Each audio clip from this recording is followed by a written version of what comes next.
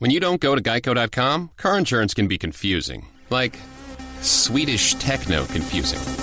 Bark, bark, meow, meow. Dance with me, purple cow. Bark, bark, meow, meow. Ooh, you lovely cow. Geico makes it easy. With 24/7 access, all you have to do is go to Geico.com and you could save money on car insurance. It just makes sense. Unlike, you know. Dance with me, purple cow. I like your moves. Blog Talk Radio. Playing hit after hit, after hit, after hit. You've got your radio cranked up to the best station. You've got to ask yourself one question. Do you know who you're listening to? Punk? Well, do ya? Yo, Saint. You hear me, Saint? It's these days right now, Saint. What you talking about is those days. Back when we had moves, Saint. Back when we used to do this by the book, nigga. Growing up in the hood, I learned to spit it raw like you never heard before. Mind on getting this paper, that's what I'm living for. Get money and get more. Before you cook it, gotta chop it like a shoddy. This is the Wu-Tang Clan. You are now tuned into the Lodd Manafess Show. Yo, Saint. You hear me, Saint? It's these days right now, Saint. What you talking about is those days. Back when we had moves, Saint. Back when we used to do this by the book, nigga. Growing up in the hood, I learned to spit it raw like you never heard before. Mind on getting this paper, that's what I'm living for. Get money and get more. Before you cook it, gotta chop it like a shoddy hacksaw. Kill it like jigsaw. Money in flux, all I can ask for. Laundromat and Nassau. Speedboat equipped with the crash ball.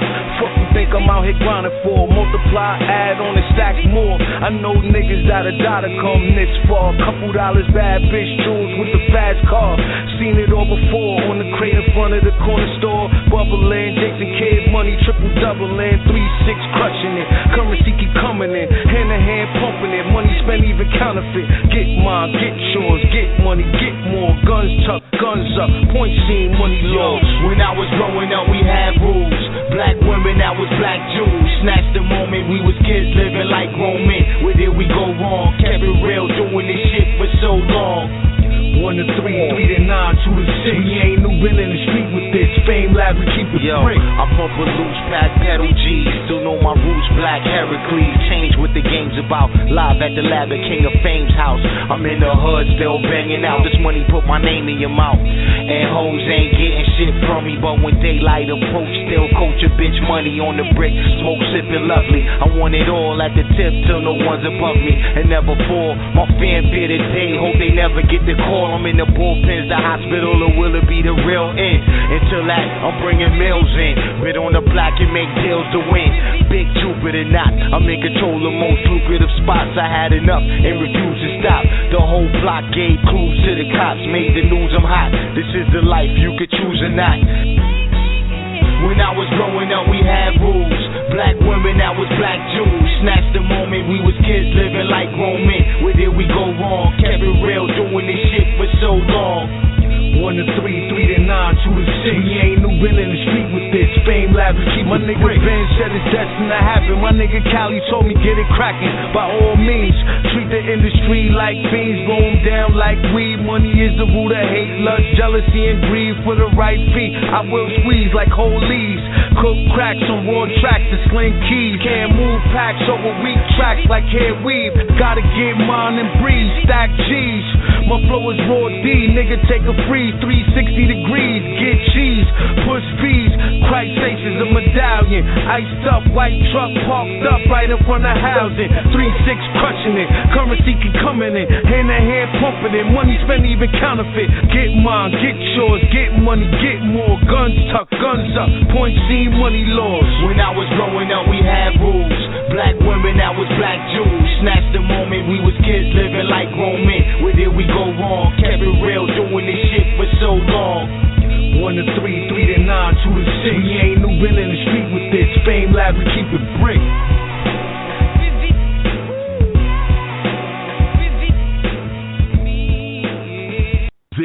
This is the Wu-Tang Clan. You're now tuned into the Lodd Manafess Show.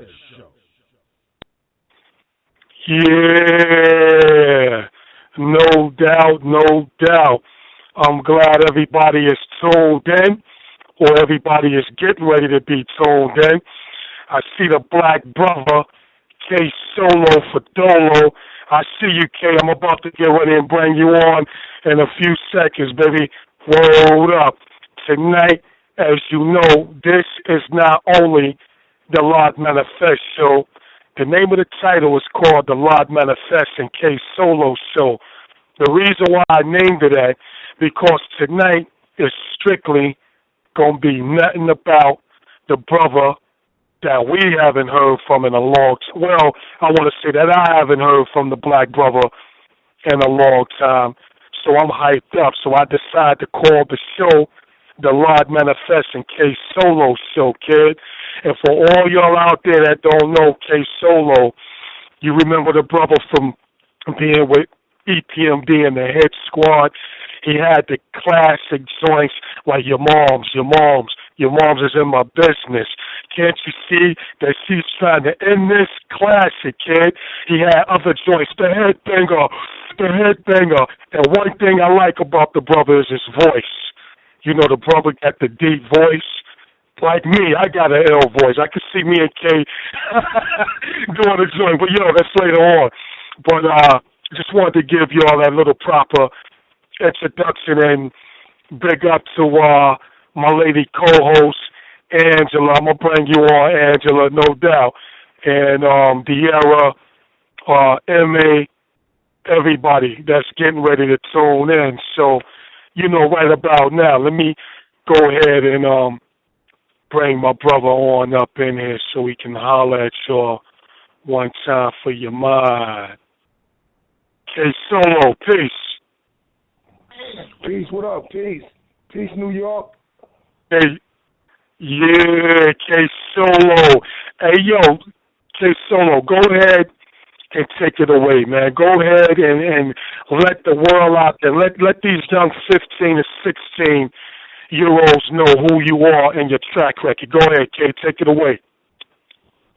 I came out in '88 with EPMD on a single called Knick Knack Paddywhack. It was number 9 on the hip-hop charts in California, K-Day. And then I dropped my first album in 1990, sold 475,000 copies in about 8 months, and then went on tour. Then I was signed to, then I went on tour with LL, Nitro Tour, Big Daddy Kane's Dark Chocolate Tour, Run DMC's Down with the Kings, Pete Rock, CL Smooth did a single, Spellbound remix to a Letterman record I did. Did the song with my little brother Redman called My Big Brother. It's Like That on the Muddy Waters album, the first single, selling 950. Redman broke platinum after that. Got signed to the West Coast, the first East Coast rap artist signed to the West Coast in Dr. Dre and Death Row. Lived with Dr. Dre for 8 months till I moved to my apartment in Woodland Hills. Was going to be the first artist on Death Row East. Was there when Tupac and Suge went to the Mike Tyson Bruce Sells fight. Didn't actually go, knowing that I wasn't supposed to go. And then came home and loads of experience, loads of fan base and documentation of what I've done over the years. And like I said, we're gonna we're on a new record label called Waste Management Records. And we have the Sharpshooter Monster Squad and we have the Kevlar Kids, Team Wolves. Listen out for the new stuff. There's another K Solo out there. I want everybody to be informed that there's a K Solo in Nigeria, who beats his wife. It's not a good look for my name to be associated with that because I would never do that. So I tagged my name. My acronym is K Solo, but my actual name is Wolfgang Word of Mouth Mania, and you can find my product under that name. There'll still be K Solo tags, so the people that know me as that, it'll still be prevalent in that. And like I said, just listen out for the future recordings and the future projects we got coming on in Waste Management. I want to shout out Philip Michael White, Elmo Ramos, Diamond, all my dudes at Waste Management that are making it pop every day. And, shout out to the Hit Squad and the Def Squad. They're still out there doing the underground stuff. Shout out to DJ Scratch. I want to shout out to my boy Little Arena and everybody doing their thing. And my cousin Sean Price, keep your head up. We riding with you. And like I said, listen out. We got some new stuff coming out in about 2 months. Well, first and foremost, man, I want to wish you a happy born day. Yesterday was your born day, correct? No doubt, no doubt.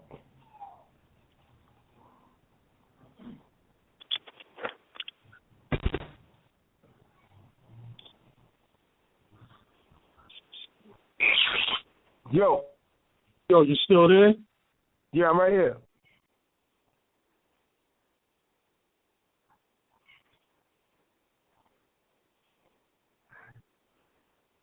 Good, K Solo. This is the Pretty Eyes Miss True Vision, one of the co-hosts. I see Radar dropped out for a second, so we're going to let him get back in. What's good with you? What it do? Nothing much, man. It's a great honor to have you on the show, man. We've been so amped up about having you on tonight. It's definitely a blessing to be able to be in the presence of someone who's so great and done so much, man. I'm just blessed to be able to hear you tonight and hear all the things that you've done, and it's just a blessing, man. We really appreciate you coming on the show tonight. Thanks for having me. Hip hop lives. No doubt, no doubt.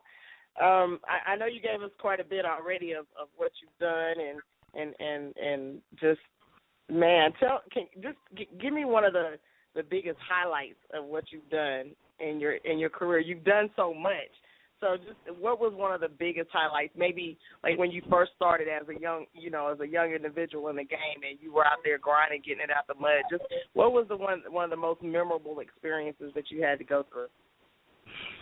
I was doing a video shoot with Russell Simmons in New Orleans. They were shooting the Afro video, and I was in a hotel with LL and Rakim, and LL had a couple of drinks, and most memorable time for me when he was having drinks, he had referred to Rakim of an incident that happened in Philadelphia with him and Eric B. And Rakim, he didn't want to talk about that at that time, and he poured LL's drink in the garbage in front of the fans, and we were all signing autographs. That was probably the most memorable.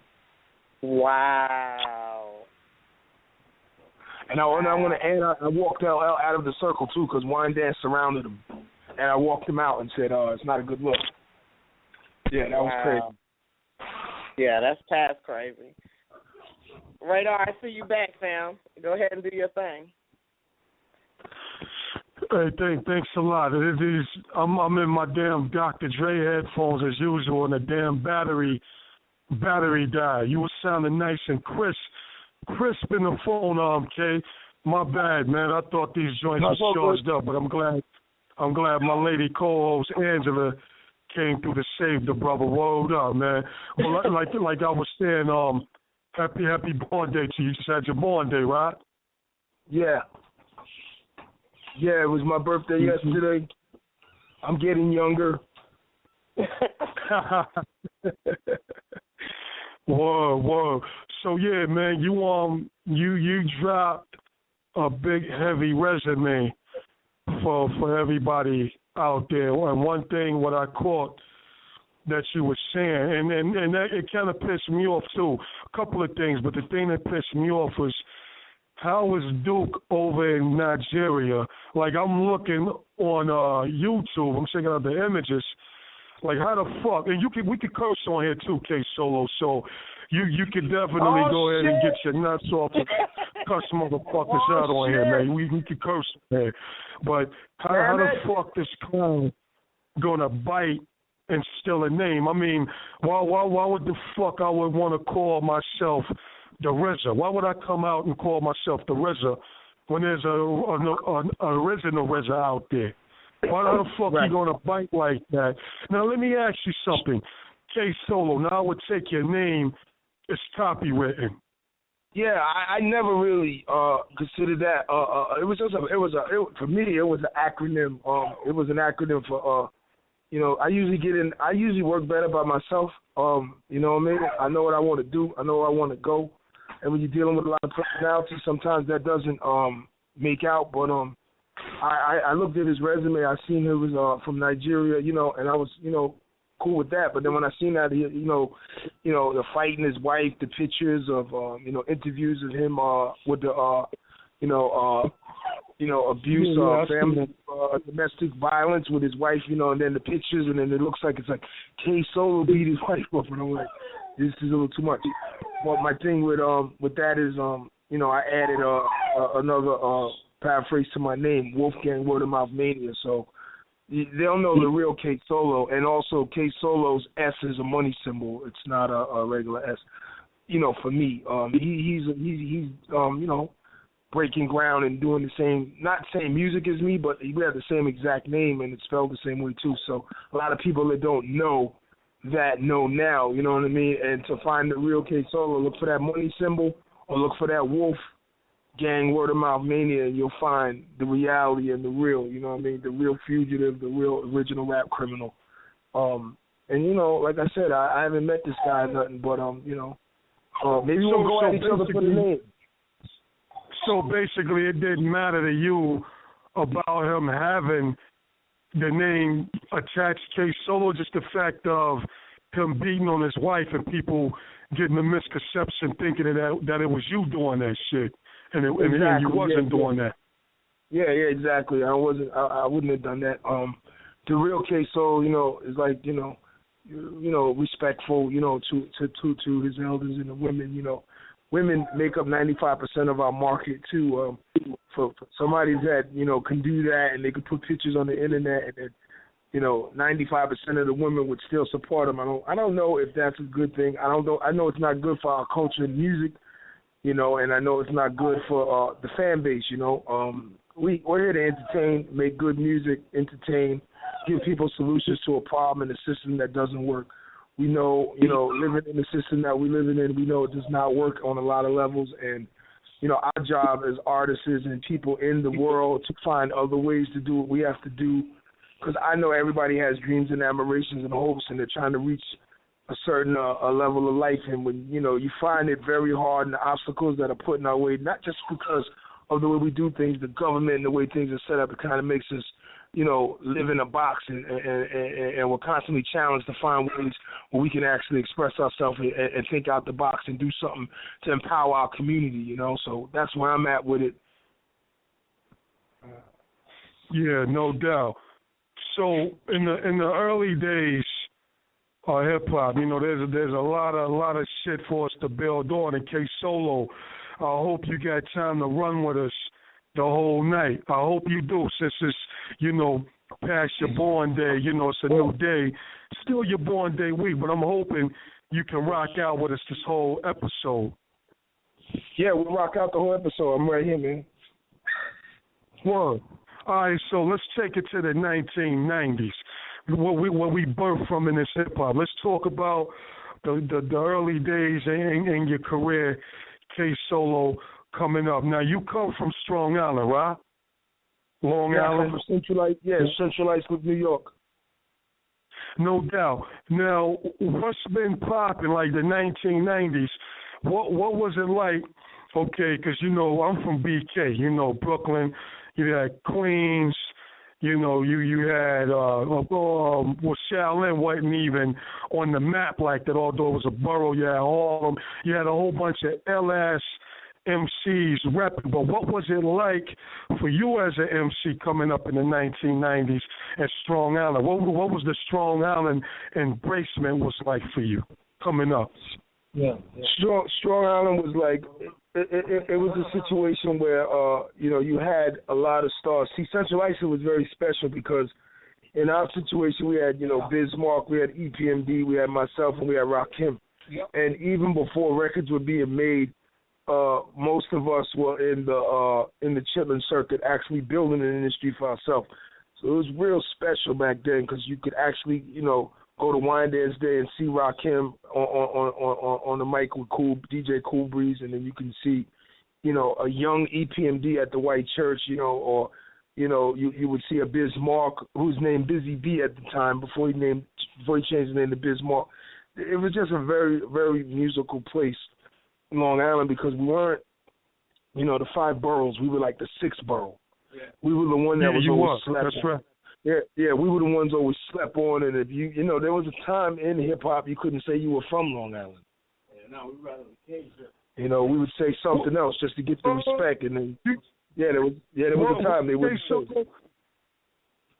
Oh well, I mean, when you saw Rakim come out, I mean, who would not be proud to represent Strong Al? But I hear what you're saying. But I mean, plus you had, of course, da-lodd, but you had LONS, Busta Rhymes, and all of them over there. I mean, and plus I think for Long Island for the '90s, that is a good individual and click together to rep LI. That's better than a whole bunch of other whack-ass towns who had maybe one rapper or one MC and nobody else to back up. But Strong Al, man, y'all had a good resume of artists that come up. Plus, Keith Murray was from around your way out there, right? Both of y'all was from Islip, right?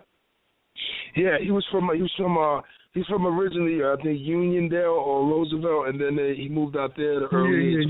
Yeah, Uniondale, no doubt. But even before that, there were a lot of people don't know the history of Long Island. I was one of the forefathers before I actually went to the record when Bobby Robinson was actually putting records on Enjoy Records, and Treacherous 3 were actually the helm at the time. Long Island was actually the blueprint to a lot of scenarios and successful scenarios, like, you know, EPMD's, I would give Parrish's family a lot of the groundwork credit, too, for to being around. You know, his older brother, Parrish had an older brother who also had a group called the Rock Squad, who was very close. You know what? Pardon me, K. So that's where the nail get hit on the head. That's what I want to start off. Like I said, for the '90s and beyond. Let's go to the beginning. How did K Solo and EPMD come about? I was mentored. I had a mentor. I had a couple of mentors in the neighborhood. One being James Smith, Parrish Smith's older brother.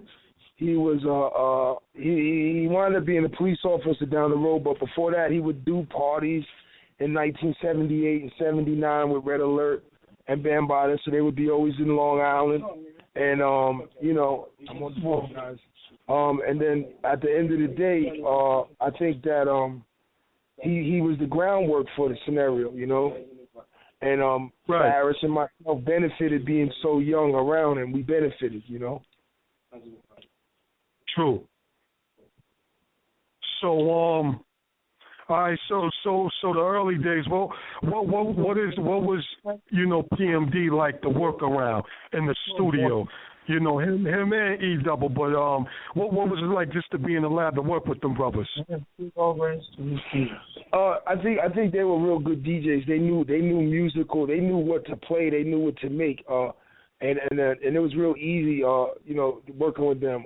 You know, they didn't have the rules that a Dre did. I noticed that working with Dr. Dre and them was totally opposite in a lot of ways. And I see that you know, East Coast put the West Coast and gave them the game. Like, we knew how to make the records and stuff. And then when they learned it, as you've seen, Dr. Dre and them go on the stage, there was always a DJ. It wasn't like what they're doing now. There's other artists that are out now. I don't call it hip-hop. It's more of a rap-based genre, and there's no DJ. And usually in hip-hop, the DJ is always prevalent. You know, he controls the music and where it goes and does what it got to do. He does all of that. I think that EPMD were very talented for their time. I think that you know, knowing that, you know, as you know, you look at EPMD, they're 6 foot and change. You know, I always looked at EPMD as grizzly bears. They were very tall, very big, and they were very disciplined in this music. They knew how to play the position well. And I think that's why we were a lot, you know, me and Redman really didn't have a problem getting on as we got on.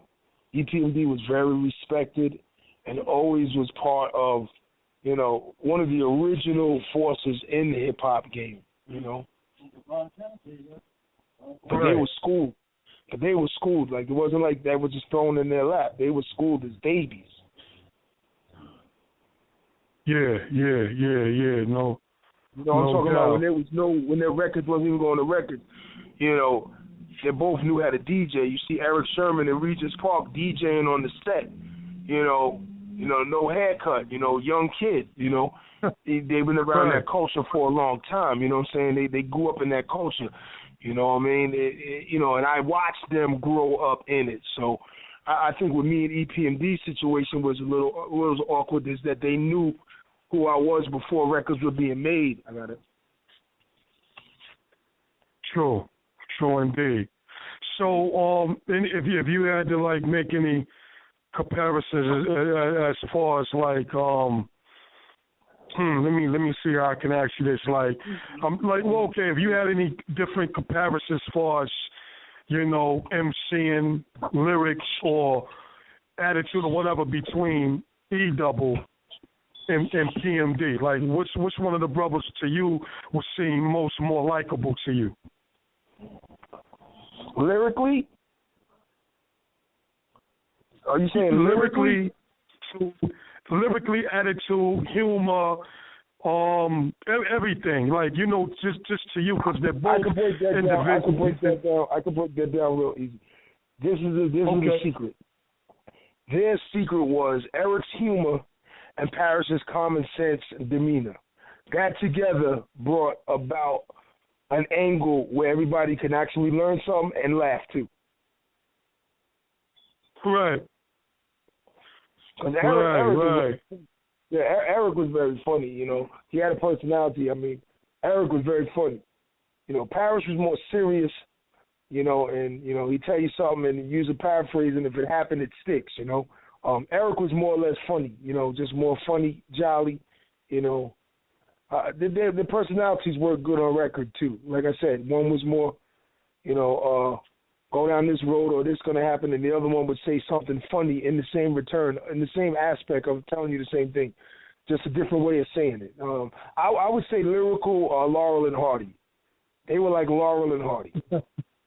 I mean, I know. I mean, if you had to sum them up in hip-hop and I had to put an image and angle on them, I would give them that because, like I said, the humor on Eric's side was funny and Parrish was serious.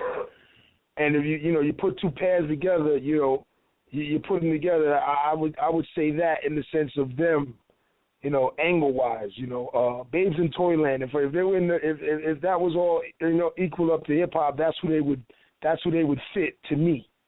You know what I mean? Because I know them personally. Right, no doubt. So, all right, still in the 1990s, man. Still in the 1990s. All right, when you used to come from Strong Island to New York City, what type of brawls did you get into with other MCs? The way you just laid down the law when you used to like just roll through Times Square, slamming in ciphers and just knocking niggas out of the way. Like, what type of brawls did you get into when you used to roll through New York, or was it just all peace when you come out representing for Dolo, just you yourself without having niggas walking with you? You just go through letting them know, yo, it's K Solo here. What? You know what I mean? Well, at that time, I was training to be a pugilist. Late 90s, I was training to be a pugilist. Got locked up in Long Island for an assault that took place with some bikers in Long Island. You know, they picked the wrong day, I would imagine, to say something. And yeah, and my thing, I remember my family was originally from Queens, so I would always go to my grandmother's house or spend summers in Queens. And I remember one day we were rhyming 131st Street. The same guy that trained LL Cool J was a guy by the name of Cornelius Robinson.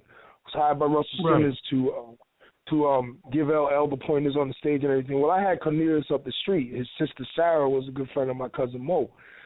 And I would get the same lessons for free.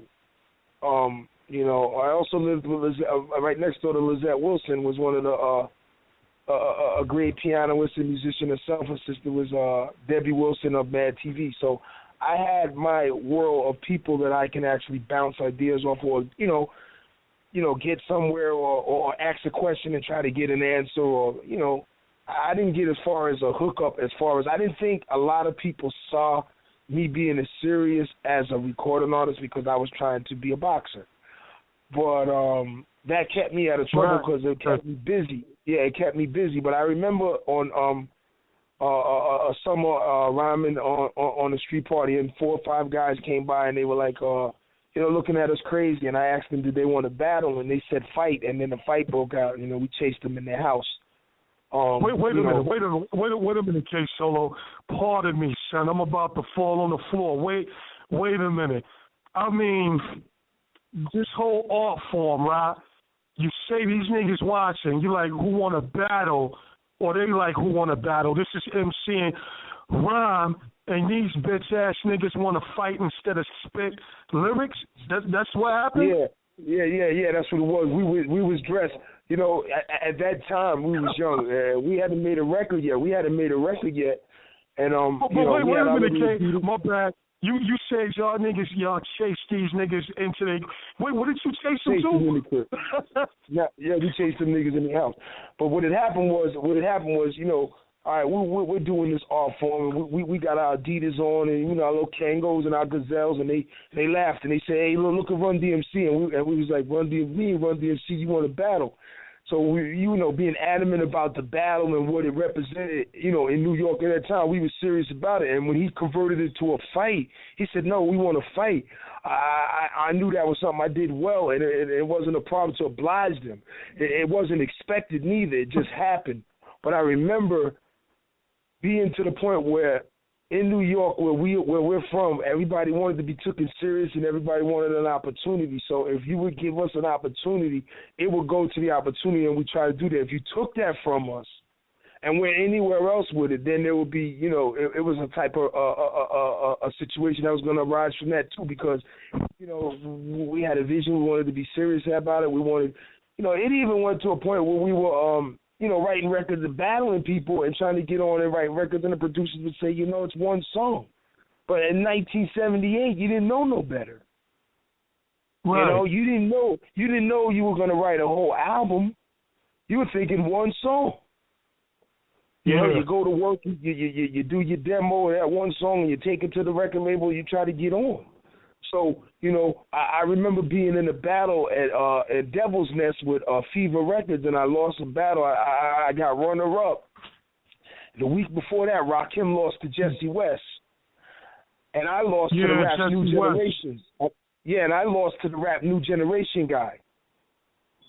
Remember that record, Rap's New Generation? Rap's New Generation, yeah, I remember that joint. Rap's New Generation, it's a classic joint. Yeah, I was in that battle, and my name at that time was not K Solo, but I entered it, and I was in the finals, but I didn't get the record deal. They got the record deal. Now let me say this to you too. Even in the music industry, every now and then, I remember there was a battle. B. Bismarck, T.J. Swan. We were little kids in the '81 at a place called Carl Haven, and a guy from Brentwood won the battle by the name of Archie Snowden. We call him Amazing 8. No records, but just, who was going to be the top guy on Long Island. All right, these guys pulled it off. But I remember Bismarck being in the battle, too. He didn't even get in the final. So life is different, and it dictates. Yeah, go ahead. Go ahead. Yeah, it dictates the winner in the times. Like there was a couple of battles I lost, and then, my last year in high school, I won the talent show and then went off and made records. I remember winning the high school talent show with my brother Thomas. He played the bass, and we brought a drum machine out there, and we won first prize. And I remember taking the money and putting it in my pocket and giving him the trophy and leaving. So, I had a very blessed life in the music industry, and I'm serious about it. I'm adamant about it, and I have very, very, very good memories. Not too many bad memories. Not too many scraps like that where we were put in a situation where we had to do that. Mainly, we got a chance to do what we needed to do and tell our story and get where we had to go. I'm blessed. Well, you know what? It was just something about you, Kay, because I've been following you through the years, and I've seen you on different DVDs, so it was something off the head that made me ask you this just to see if it did happen, and I'm shocked that it did happen to you. I thought you was going to be like, well, nothing really, but I had a feeling that you might have, had that happen with niggas you walking through, You representing where you from. You K-Solo. That's K-Solo. It's battle, dude. But it really happened. And, I commend you for that. And you really, really living it. Now, I want to say this to everybody that's listening, that's tuned in. All y'all going to get a chance to holler at K-Solo. You're going to ask him as many questions as I'm asking the brother now. But I just want to continue to build, so I got y'all. We got hours to go on Blog Talk. Give us that overtime. It's going to be good. I got some new music, K-Solo Wolfgang. I got the classic. We going to have a good time tonight, for real. My boys is bugging out, but my co-host, Angela, you got me. Bobby, you out there, y'all got me. So let's move on. All right, so check it out, right? Still in the 90s. The situation, right? Rest in peace, the Tupac. Now, you see Sis Knight is trying to play motherfuckers today, but we'll come back to that later. How did you end up? Because I just heard a joint that just had me bugging out. You sitting in your rhyme with the brass knuckles and all that shit. I was like, oh shit, I didn't even know it was like that. But how did you end up getting in there and then just getting the fuck away from them, like what you were saying in your rhyme with the whole Death Row situation thing? Well, I got signed. Me and Dr. Dre, good friends. I met Dr. Dre and Jack the Rapper in 1989. He was ready to beat Tim Vance. And I met Dr. Dre. Me, Dr. Dre and DOC was always close. When Dr. Dre had an opportunity for me to get in there, I called him. We lived out there, moved out there. I didn't know nothing about, his partner. I just know that me and Dre were going to do what we had to do. And I was basically more of a challenge, like I was saying, Dre. Can you do this East Coast? Can we bring this together and bridge the gap? That was my thing. And my thing with Dre was like, locking in the producers that control this, so you had that. That was my magic behind it, and my thinking in the process. I don't know if you could do, because I don't know too many East Coast dudes that could do West Coast music. Unless they live out there and adapt to the culture. Unless they did like Ice-T and adapt to the culture, because he's from Jersey. However, what I'm saying, most important thing about that scenario is being out Death Row was you're amongst new people, you're around, But see, black is black no matter where you go, from the West Coast to the East Coast to the dirty South. Right. Black is black. Black culture is black culture. So I wasn't in a situation where I was, trying to prove myself to anybody. I knew what I knew, and I knew that distance is the key to a fight in any scenario. And, and even in the Death Row scenario, I know that most of these guys are there because, there's money on the table, and you need, Suge at that time needed, a bunch of a bad sheet crew of dudes that were willing to do whatever he had to do to keep them where they were. So I understood that. My thing was being disciplined enough to keep it in 8-hour intervals. Right. I wasn't around any of that after 8 hours was over. So you handled your business and you got up out of there. You did what you put the studio on. I watched Dr. Dre, and that, like, I noticed something about Dre and what Dre taught me, and this is what I didn't learn at the EPMD camp. Dr. Dre taught me, he taught me to, how to enjoy life while you're working. And Dre also taught me how to bring people in and let them be who they are and actually, format it to the point where it's not cluttered and all over the place. Dre also taught me how to keep it business in 8 hours, and after 8 hours, go and do it your personal. Now, I'm not saying my first camp didn't do that. They didn't execute it like that, like Dre did. Dre was able to execute it to even after we left the studio, after 8 hours, we go to the house, Dr. Dre house in Calabasas. Dre playing pool, gambling with the Dallas Cowboys, taking their money or beating them in a pool game. And we sitting there cooking wings, and we doing what black folks do.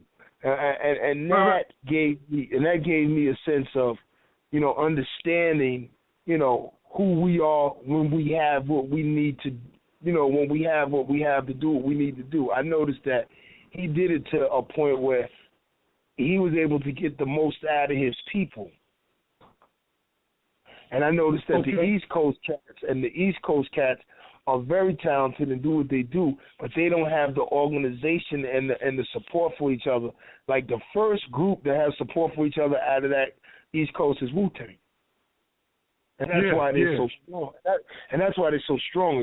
If you do something to one of them, they don't even get along with each other. But if you do something to one of them, you got to deal with all of them. That's right. That is true. And most East Coast acts ain't like that. Most East Coast acts will let you chisel away at their scenario, and instead of creating a problem, they avoid it. And then it'd be a career move that messes them up down the road to the point where they can't catapult into the hemisphere because the people don't respect them like that. Wait, pause a minute. I want you to keep going. Keep going. Pause a minute. I want to jump a little randomly, but I want to stick on to what you was just saying. Now, you spoke on, Wu-Tang and how, like you're right. You mess with one of us, you got to deal with all of us. Boom, bip, woo. Tell me what type of clique or team Hit Squad was, and why did Hit Squad turn to be Def Squad? Because Hit Squad came before Def Squad, is that right? Yeah, Hit Squad was before them, but see, the thing with their thing was this. See, here's the thing.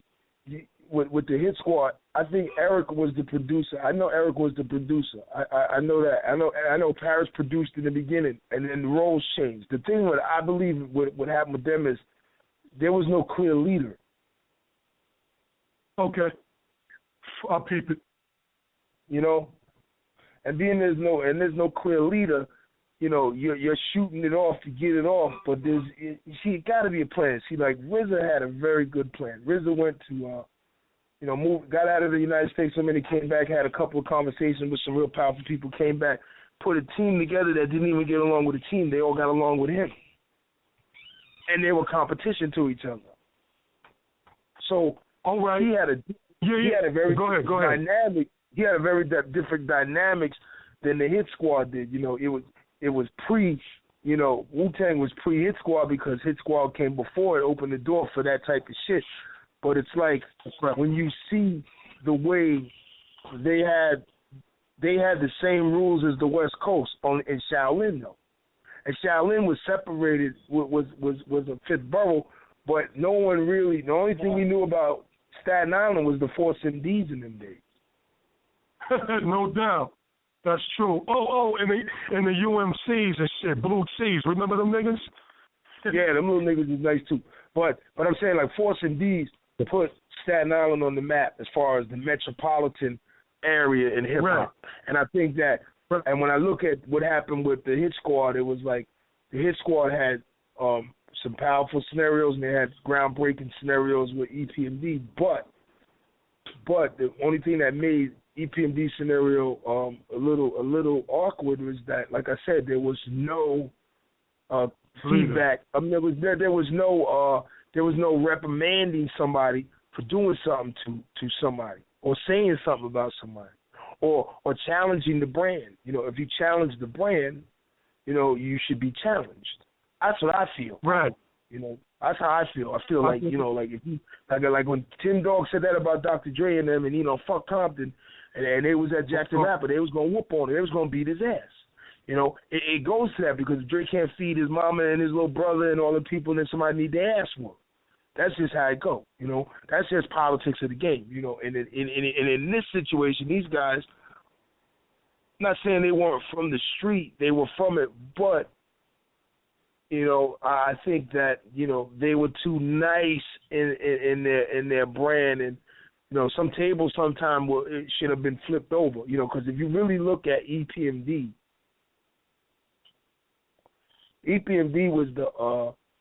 was the blue collar, probably #1 blue collar rap group in the world, and I mean blue collar, like all the men, like hardworking men, fucked with EPMD. we brought the Timberlands in through Borsalino. Borsalino was wearing Timberland boots in 1975 and 6. And that became a part of the culture of hip-hop, too. Timberland boots came from Borsalino, centralized New York. They were hanging with them white boys out on Long Island. That was not part of, Timberland boots was not a part of the hip-hop outfit. The hip-hop outfit that was given to me and Rakim when we were kids was AJs, pleats, British Walkers, Playboys, and stuff like that, and mock necks, and V-neck sweaters, and peacoats. That was hip-hop attire for the world. Long Island put Timberlands and the Champion hoodies in, and Carl you read about that. You are right, because the first cover when I first saw EPMD, I was like, yo, look at them with them big ass boots. So like that shit. Oh, I gotta go cop some. I gotta dress just like I gotta start rocking boots. Yeah, you right about that. Word. You just got to your hand though.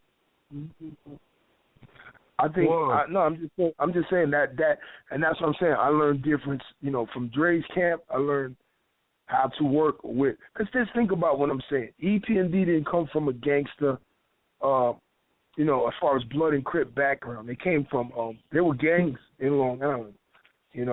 Very, very, very strong gangs that would get to the city and get in some shit and get home. Every night, like the Warrior movie, they would get home. CI was a special place, and I remember in Dr. Dre's camp where I didn't see that much. I seen them having to work together, with each other, because out in California, there's a Mexican culture, and Mexicans believe in brown pride, and they believe in working with each other, and there was a back and forth scenario with the Mexicans and the blacks in LA at the time, right before the riots.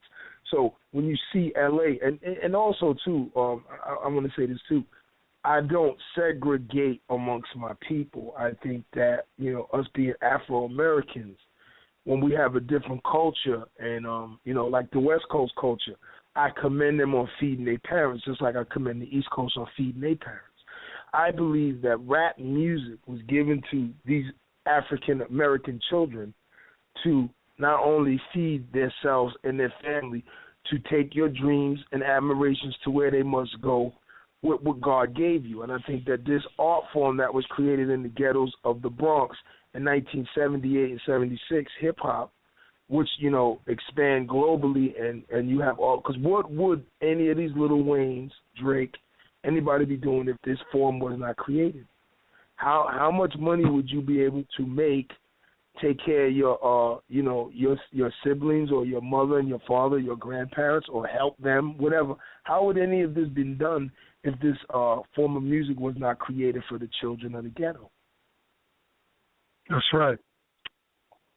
Well, I think, and I think that when it went to the West Coast and they were feeding them, my thing was, this system that we live in, this cultural giant, this juggernaut colonialism did not work for anybody but the Europeans. And that's my opinion, and that's my opinion. I think that when colonialism came to, America and the Indians died, I think that it has not helped anybody but them. Their system only helped them, and only them benefited from it. Slavery gave America the right to be the richest country in the world. And I think that, not that it was I'm not proud to say that. I'm pretty ashamed to say that, but the reality of it is a reality. And I'm, like I said, my question is, what would we have done if we didn't have the ability of a Mike Tyson to knock somebody out, or the ability of a Michael Jordan to put a basket in the hoop and entertain millions of people? Everybody can't do that. So I think God created this art form for his people so they can actually have a society and a culture that was given to them by him. I don't think violence belongs in it because it was given to us. I think Satan is trying to destroy the foundation of it because it's feeding the children, it's music of the children, it corrupts.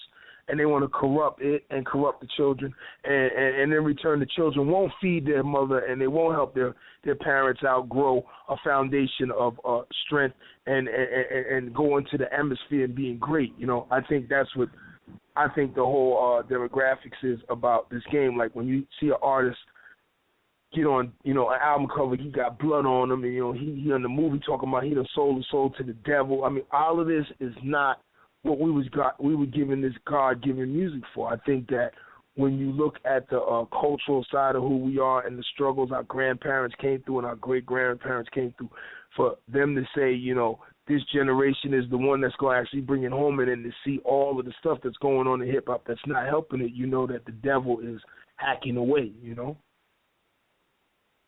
Well, you know what? Let's pause right there, K Solo. I mean, man, it's so great, God, having you here and just hearing your side of the tracks and everything that we building on. Right now, with 10 minutes to 8 o'clock on the west and 10 minutes to 9 o'clock on the east. So let's go ahead and play some music, play some. I didn't quite get a little bit from the email, but what I did, K-Solo, I hope you'll be happy with some shit that I found. I didn't even know that you did some shit with Can I Bust. I didn't even know you did joints with Psycho Les and all of them until I started searching, because I was still listening to all the classics. And vaguely I heard some new stuff, but I didn't know that you had did a joint with Cannabis and shit.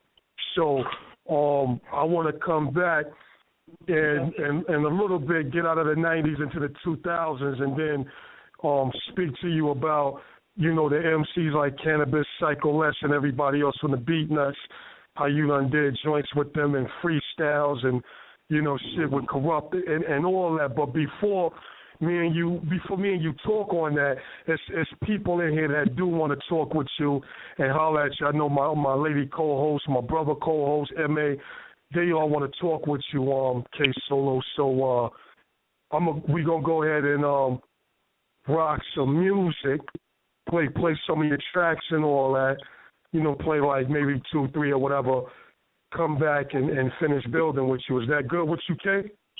Yes, sir. I'm loving it. Angela, you there? Always. You know, the pretty eyes doesn't go anywhere. You know what? You know, pardon me. I can't be saying that. I gotta say, as a matter of fact, I'm wilding out. K Solo. This is my lady co-host, Miss Pretty Eyes, True Vision, K Solo. True Vision. What it do? What it be? No doubt, no doubt. You already know me, and you had to rock out for a minute anyways. I was in here I was feeling some type of way. I was like, when did I become Angela on the Lodd Manafess Show? No, I'm bugging. Forgive me. That's personal. Nobody does not call Miss True Vision Angela, or you're going to have to see my brother K Solo to box you out. That's right. Hold on. I said I lost all my cool points tonight where he just called me Angela the whole show. Oh, no, I'm wilding. But, whatever fly joints over there on the board, Miss Pretty Eyes, it's all good. I'm going to check in with Bobby Metro in a minute, but, let's go ahead and represent one time. This is the Wu-Tang Clan. You're now tuned into the Lodd Manafess Show. Yeah, Mike Club and Waste Management, Javelin Fangs, Wolf Gang, Sharp Fangs.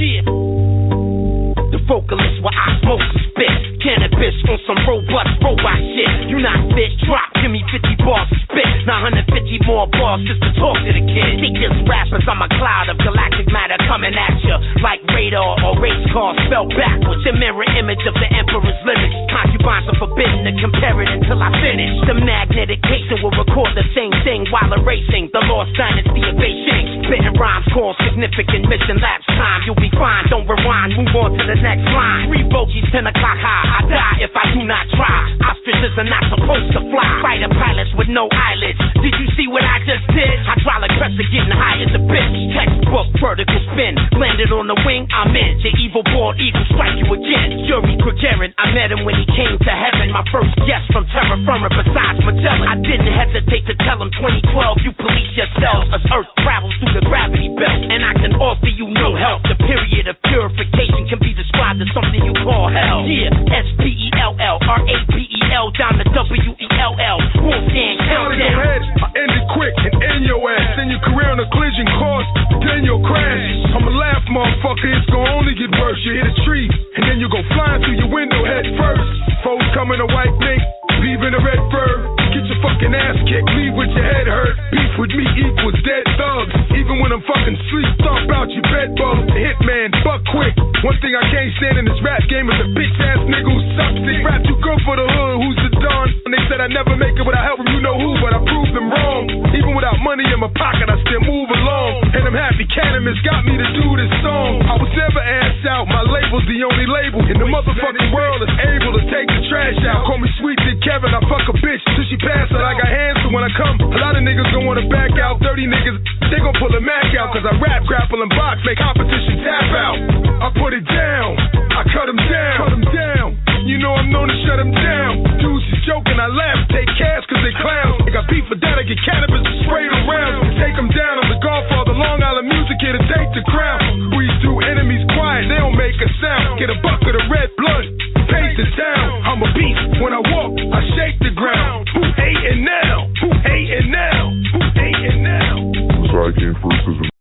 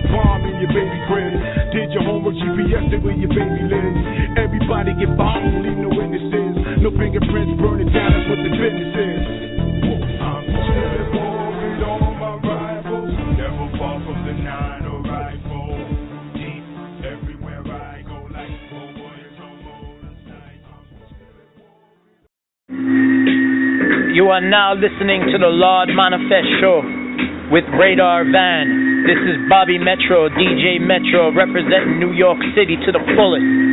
Yeah, yeah.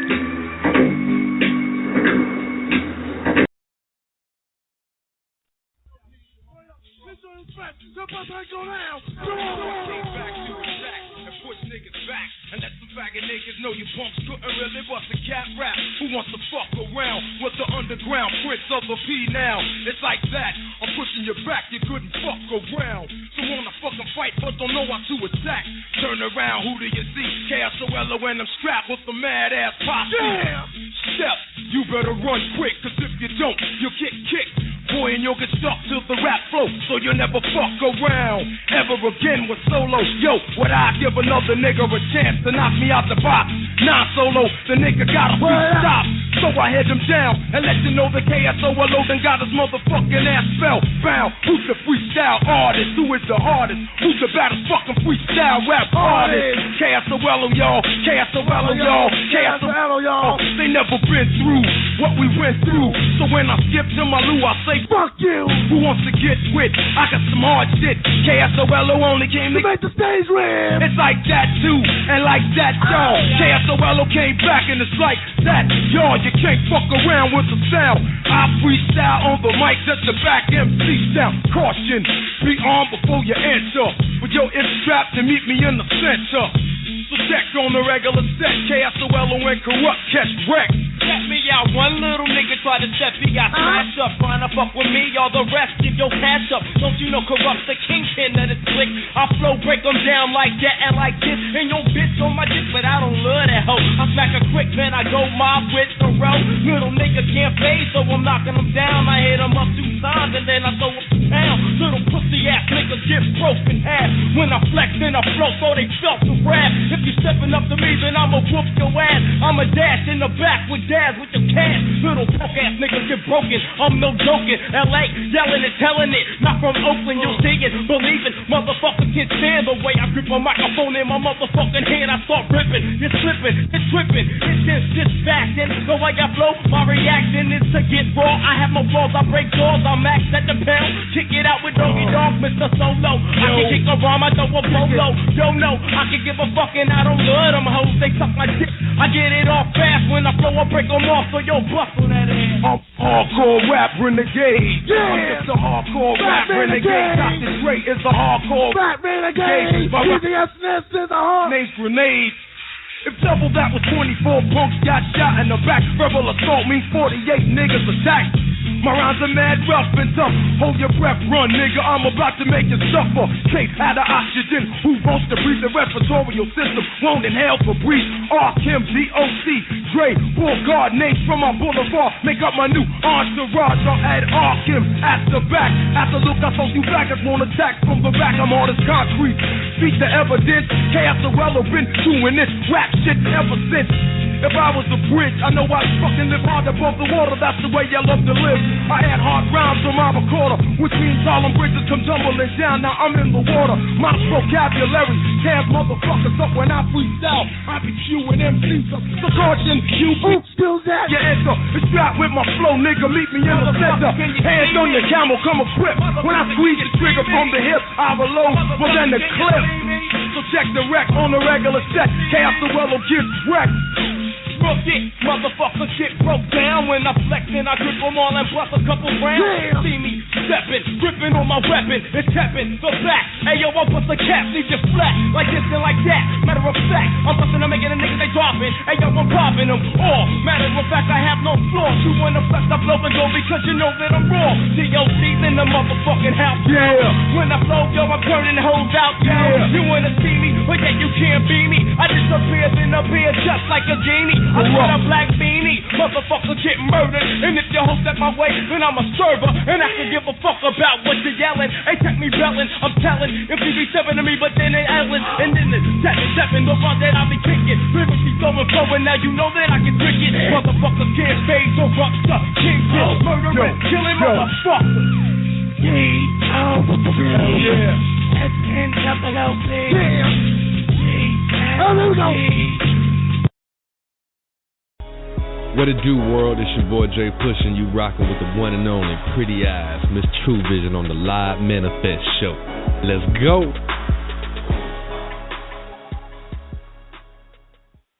What's good, everybody? This is Pretty Eyes, Miss True Vision, and you're now tuned in live to the Lodd Manafess Show along with KSOLO. tonight we got an epic show for you. We got plenty of people out here waiting to ask questions. So I'm going to bring K Solo back in. K Solo, what's good, fam? What's good, pretty eyes? Nothing much. Just enjoying the night. What an epic show we're having. Man, you just giving us so much knowledge and so much love out here. I'm not going to keep too much of your time because we got so many other people on the line, and our other co-hosts are wanting to get on with you. They about to blow up the chat box ready to talk to K Solo. So I'm not going to be greedy tonight, even though I could, because it's truly a blessing and an honor to have you on, as I stated already. But I do want to ask you one question.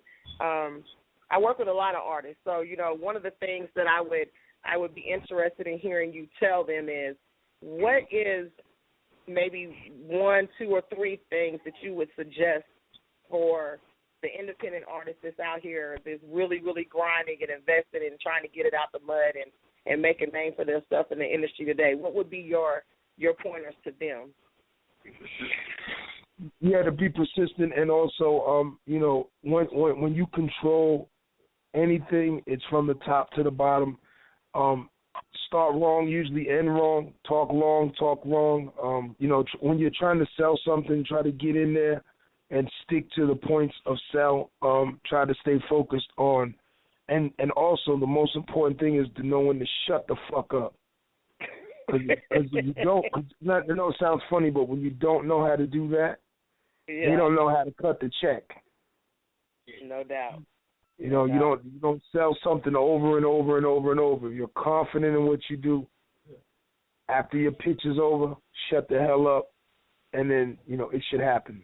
Very important that a lot of people don't know that, but I see people talk themselves out of deals when they keep going.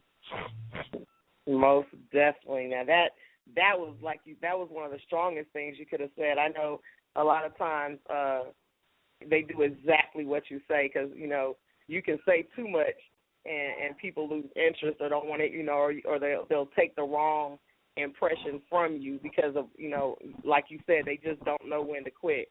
You have to be able to sell yourself, know what you are, know your value and your worth, but you got to have to be able to be humble in it at the same time.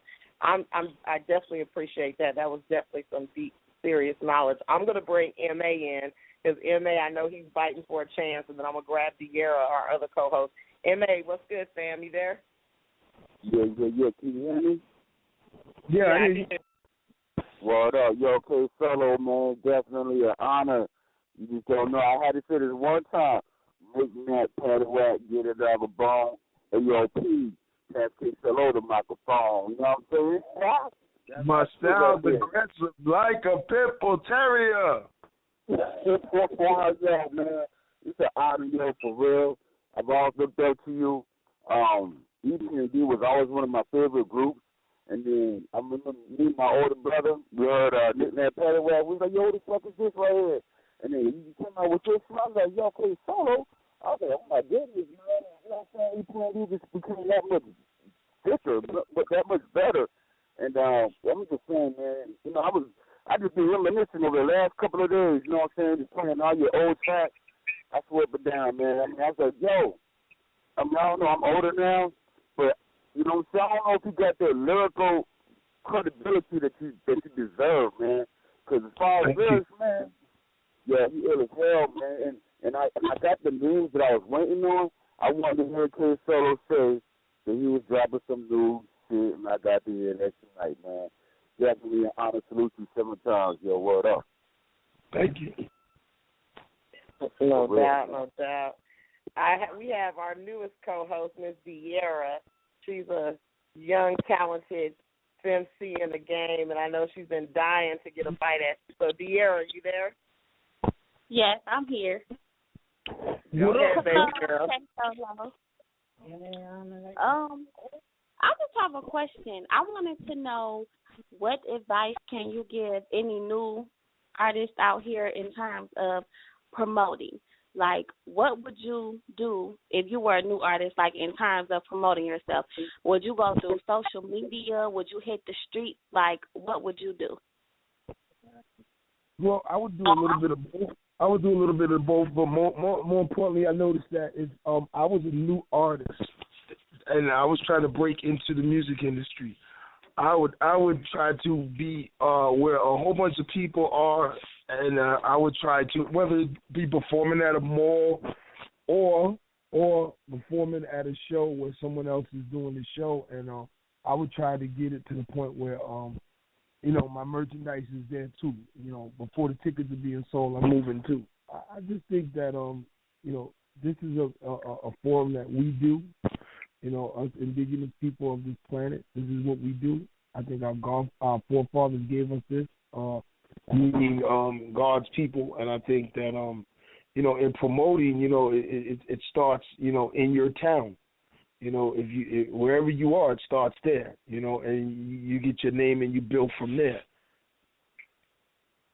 Yeah. Okay. And thank you. You're welcome. And just saying that, K Solo, this is Pretty Eyes. I'm curious as to. I know we were talking earlier about you finding out that there was another artist that had your name, and wanting to clarify the distinct difference between you and the other individual. What do you feel is the importance? I stress a lot of branding. What do you feel the importance of branding is? I think a lot of artists today get lost in not understanding that your brand is everything that you stand on. I think, like, back growing up, my father always told me, said, a real man or a woman, you have to be able to stand on your word, because your word is your bond.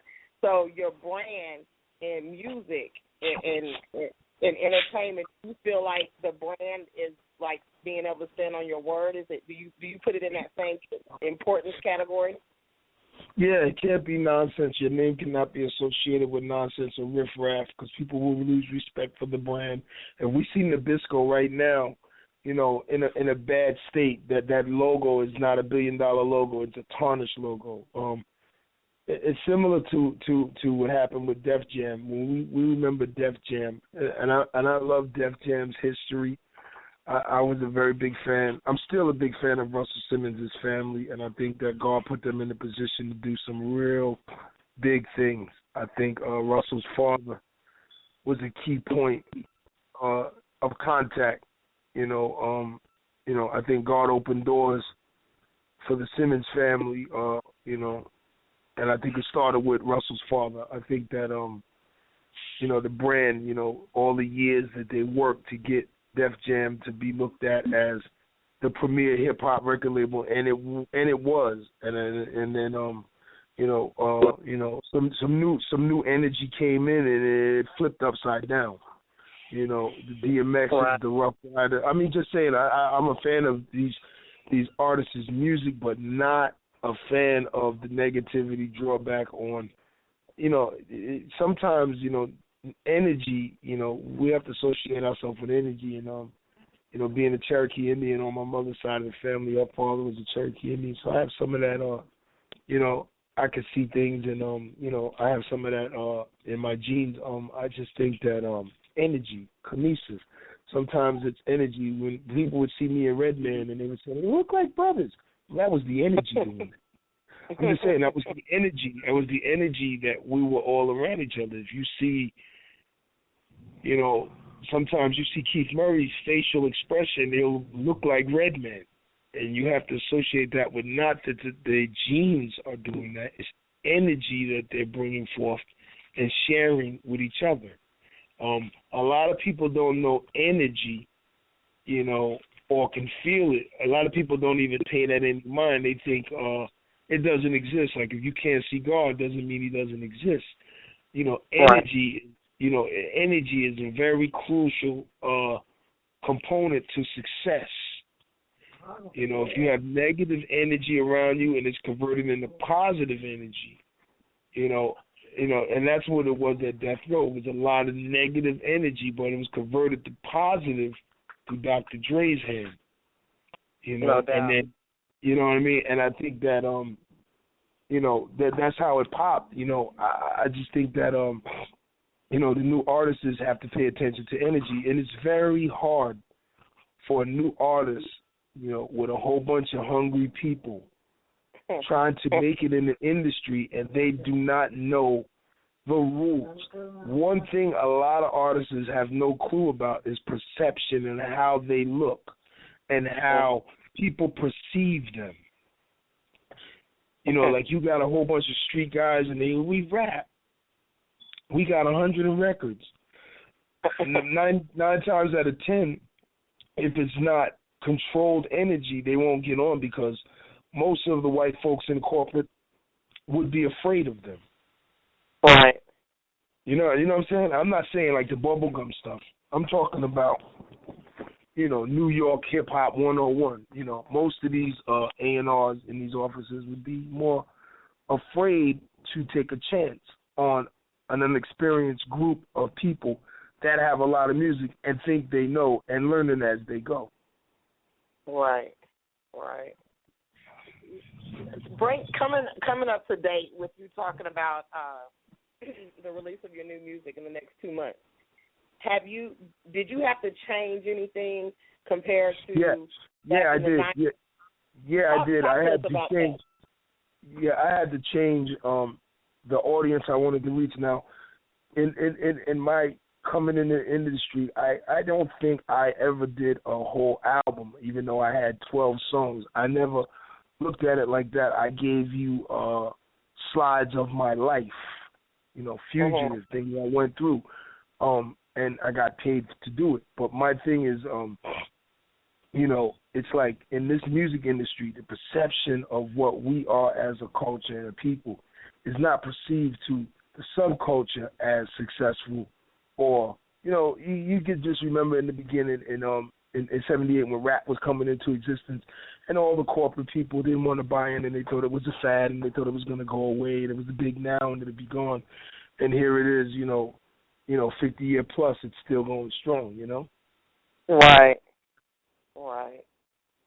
You know, I look at, I'm so glad that just listening to like yourself and a lot of the OGs in the game that come through our show and drop knowledge to the generations that are here now, as well as those of us who have experienced what you have already brought to the table. And it's such an interesting thing to see so many of you coming back out, bringing that real hip hop back, because I feel in my heart of hearts, you know, a lot of times you'll hear hip hop is dead. Hip hop will never die because of people like you who continue to come back because of the love of it and the culture of it. And as long as that is around, I think there's still so many hungry independent artists out there that want that when people like yourself come back and you bring that love and that flavor and that knowledge back into the game, it keeps it alive and it gives them something to strive to better themselves to be. So I salute you for that. I'm really excited to see what's coming, and that's why I asked, you know, did it change anything? Or, you know, I think a lot of the music industry has become political as with anything else, and the independent artists are now finally evolving to a point where I feel like a lot of them are gaining the knowledge that they need, and they're able to. I think the independent game is so different now because, you know, in past times you had a lot of artists got ripped off and didn't, you know, get to have control of their money or their business, and now it's flipped the script. And so, you know, having people like, you know, just having the ability to stay relevant for so long, that's truly a blessing to hip hop.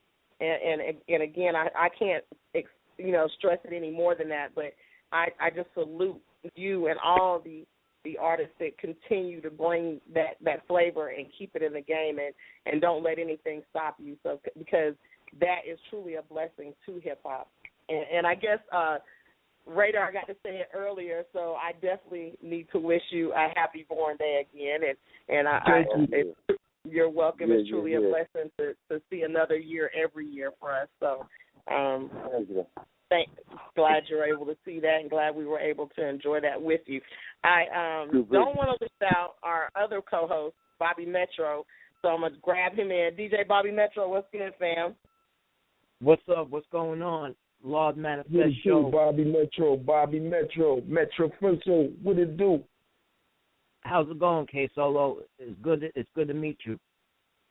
It's all good, baby. Just laying back. You know, I commend these circles too, because like I said, a lot of these kids are coming off of what hip hop created, and I think that people should really look at the West Coast in a sense. And I'm not saying I'm not following their musical style. We have our own style, but I do point out the fact that their system is not broke. It works. Mm-hmm. You know what I mean? And when you look at the landscape of where we're from, you got you got 70,000 artists fighting for that Hot 97 slot. You know what I mean? Right. You know what I mean? And I think that that's fine. If that's so it is, but don't fight over the space. You know, everybody should have their time. You know, I believe in that. Like when it was EPMD's time, it was EPMD's time. You know, I was locked up when EPMD came out, and I watched EPMD grow up. Right. And I remember being in the jail listening to Hot 97 or Mr. Magic Super Hour, and there it was. It's my thing, you know, and I didn't even know this was my boys. I'm doing jail time. Me and that's why I met DMX at, and we're doing jail time, and EPMD's riding the waves with Rush Productions selling records. And when I came home, the first show I went to was in Philadelphia. And when we came home, we did Knick Knack Paddywhack. And I want everybody to know that, yeah, and I'm just saying, like, in my situation, it was like, it was planned out. Every step was planned out intricately, you know. Same with Redman. You know, we planned a lot of this stuff, but the only difference that I had was sometimes there's reasons to turn tables over. I believe in respect. I believe in hard work and dedication, but I also believe in there's sometimes there's a time and place sometimes where a table has to turn over. And even in the prophet Jesus' life, he had to turn a couple of tables over in the chapel and go against Caiaphas. Mhm. Word up. Right. Hip hop is the same thing. People like when Ice Cube went in Priority Records and went in there with a baseball bat because he thought he got gypped. Not thought, he knew he didn't get his money. He tore that office up, and then, you know, everybody fixed it. You know, every now and then, just like in the police case with Ferguson and them. You know, I'm not commending police getting killed. I'm not commending anybody getting killed. But if you're killing innocent black children in the street, then hey, you know, it's gonna happen. Right. You know, I watched the video the other day. This kid was for a ticket. Never got locked up. He had got out the car running because he didn't have a license. The cop shot him in his back like 8 times. Yeah. That shit is just uncalled for. I'm just saying. Like, if I was a police officer, I would have chased him. I wouldn't have shot him in his back. He was never a threat. Yeah, he was never a threat. That's what I'm saying. That's what I mean. And that's what I mean about being human. See, I'm going to get deep for a minute just so you can get a piece of it, and this is outside of hip-hop, but as a culture, in a subculture, which shouldn't be anyway, because we're all human, right? Right. If I was to give you a reptile, I'm a very good animal. I take care of animals very well. Always did all my life, all right? So I'm going to give you an example. We had a painted turtle in a pond with a spotted turtle in a pond. Their brain is smaller than their brain is about as small as our toe. There's no drama. If a panda bear seen a koala bear, is there a drama? You know, we're the only species that find a reason to have a problem with our first culture, which is human, being human. It's just, and even when I say to the European culture, I say, you know, Africans are afraid of the same thing you're afraid of. Right. You know what I'm saying? So you have a situation that's been put into place that is causing all kind of problems for one culture, humans. And the reason for that is our enemy is not human. I mean, I'm only saying that because I'm trying to, educate the audience on not just the music industry, on how things work in the universe too. You know what I'm saying? Now, this subculture, European, they brought colonialism in. Indians died. They taught them. Now, remember, when the Pilgrims came to Plymouth Rock, they were starving in the winter and dying. I'm stressing this because universal law. And the red people, the Indians, came out and taught them how to survive in their element, and they're dead. So I'm just saying, and it's just saying because, if you don't know your future, your past, how can you correct your future? Our job in music industry is to show the world that we are all colored people. There are white kids in hip-hop, Chinese people in hip-hop, and there's no racism in hip-hop. Or there shouldn't be. I'm not saying there's not. I'm saying it shouldn't be. Because in corporate, there is racism in hip-hop, and it's because it's corporately run by Europeans. And I'm going to say in the beginning of this, I'm just going to say this. I'm going to say this openly because the truth has to be out.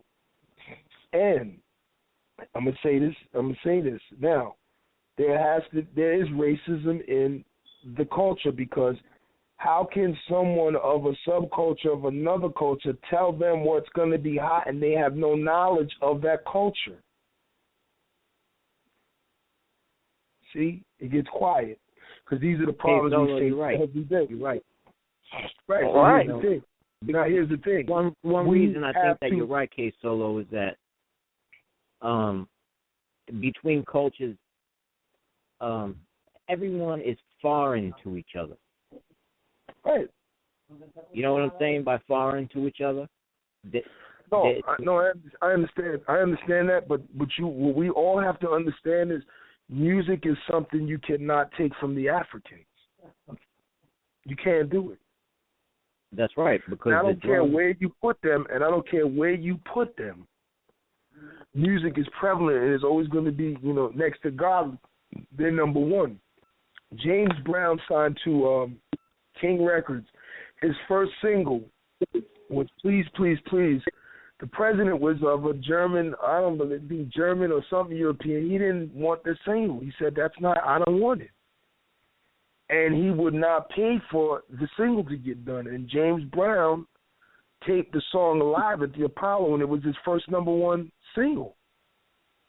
So clearly, we're having a problem with them trusting we're having a problem with, here's the problem, the foundation was slavery. This is what made America the number one strongest country in the world. America, in the numbers, are the same numbers that equal the numbers in Nigeria. How can that be? The same numbers in Nigeria, I'm just saying, the same numbers in Nigeria are the same numbers in America with 52 states. So with this little continent, how can you, it's the powerfulest because of slavery. So the foundation was flawed. Okay. Now, if the Africans built America and Puerto Rico and all of these other places off their blood, sweat, and tears, why isn't the Africans in the construction business like that now? That's the problem. That's what I'm saying. The problem is perception.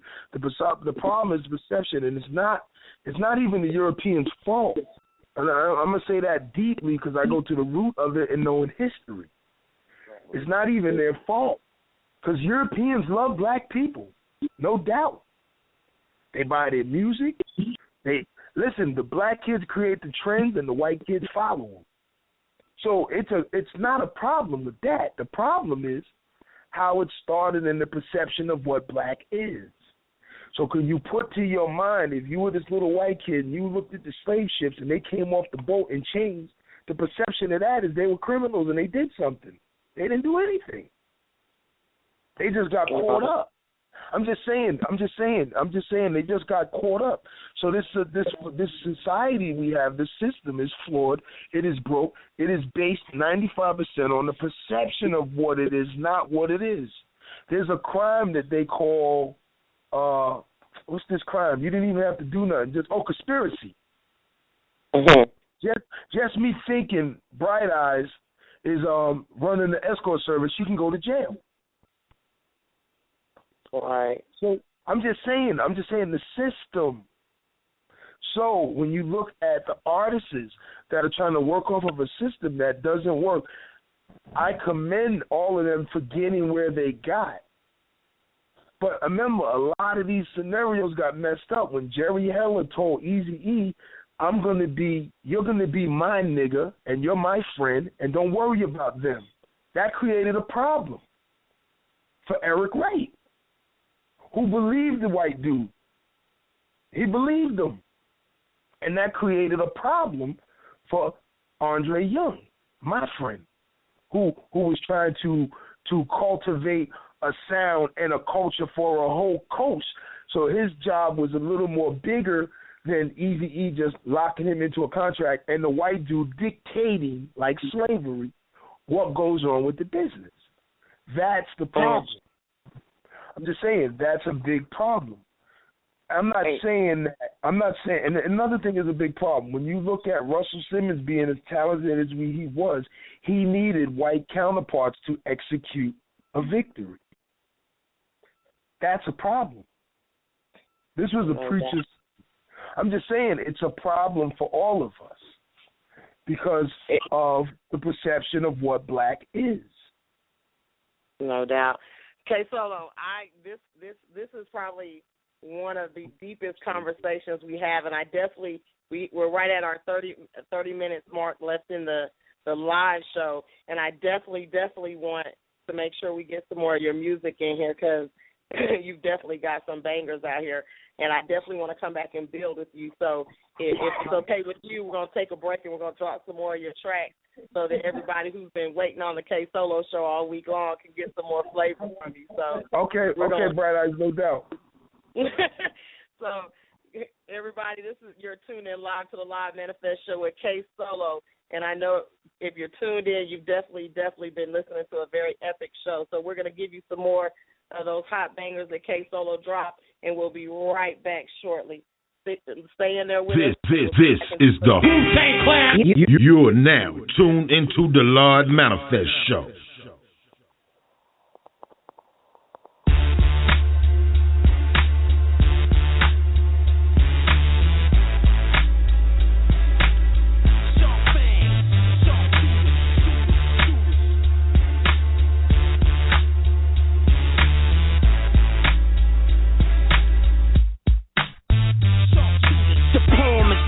Form, my arm wrestle you with my polio arm and a rodeo born.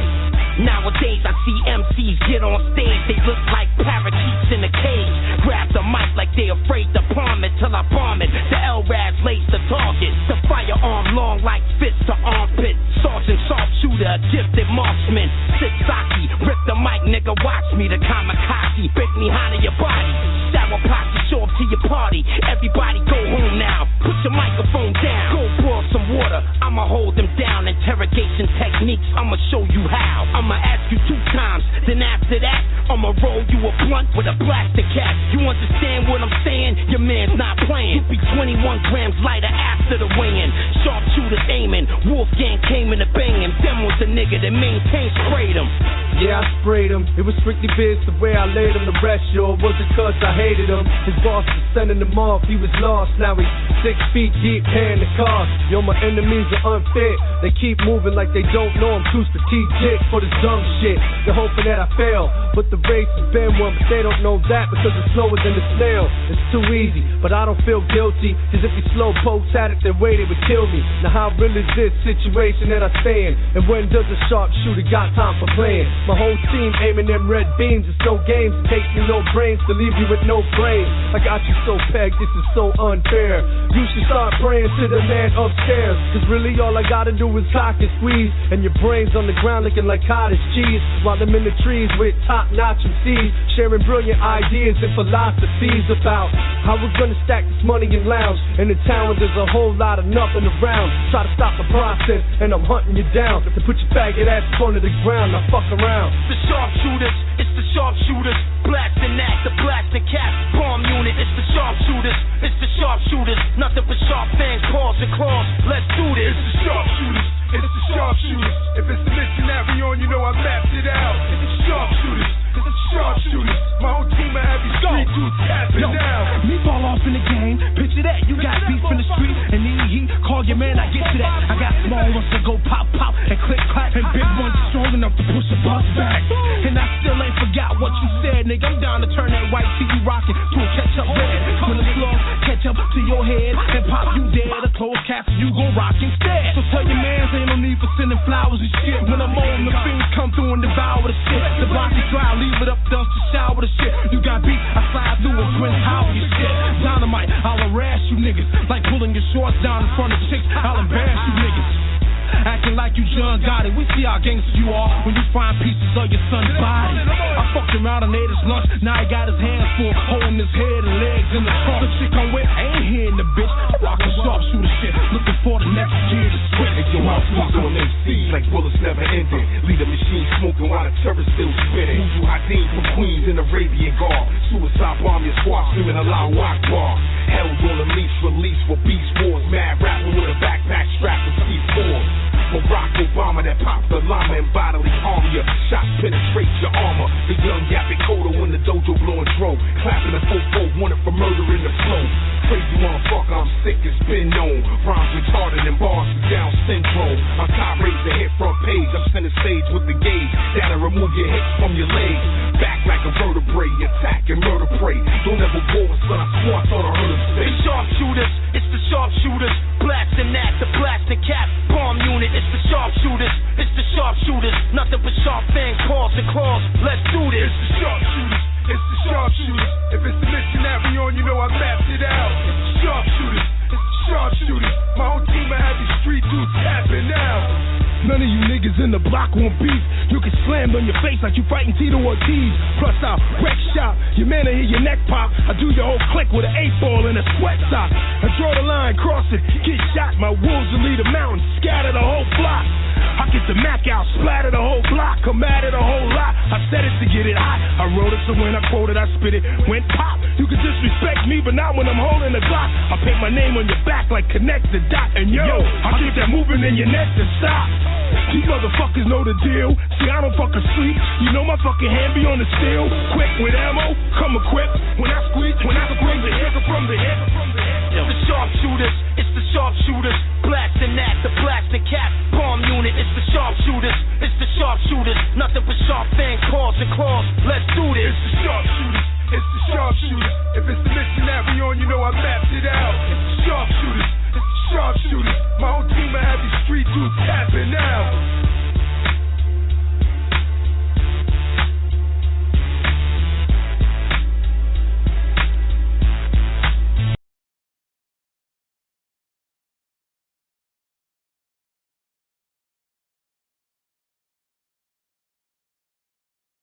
This is the Wu-Tang Clan. Alert. This. Yeah, right now it's that OG DJ Double A. And I'm chilling with your homegirl, the pretty ass Miss True Vision at the Lodd Manafess Show. Let's go, baby. Negro!